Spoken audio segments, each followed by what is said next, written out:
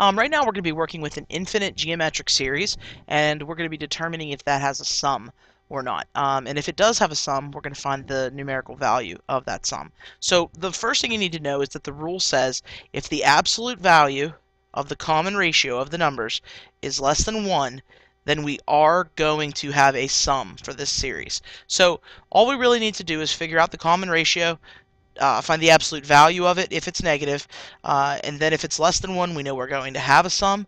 If it's greater than 1, we know we won't have a sum. So in this case, we're going to take 30, we're going to divide by 10, and we find out that that is 3.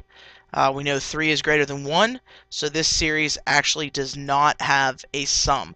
And just to show you, you could do that with any of the two numbers, as long as you're doing the second term divided by the first, or the third term divided by the second, and so on and so forth. So that in this case, this series, this infinite geometric series, will not have a sum. Now, in the next one, we're looking at another set of numbers, and we're going to be determining if this infinite, known by the dots, if this infinite geometric series has a sum. So the same thing we did before. We're going to take the second number, 408, and we're going to divide that by 1,632. And when you divide that, that actually reduces to 1/4, or 0.25. So since these numbers are less than 1, we know we're going to have a sum for this series.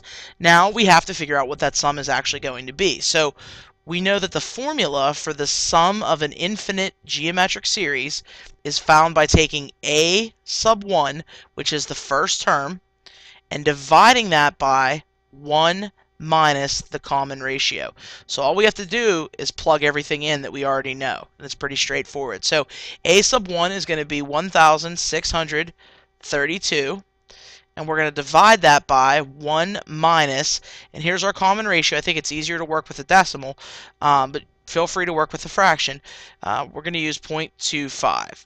So what we have is 1,632 divided by 0.75.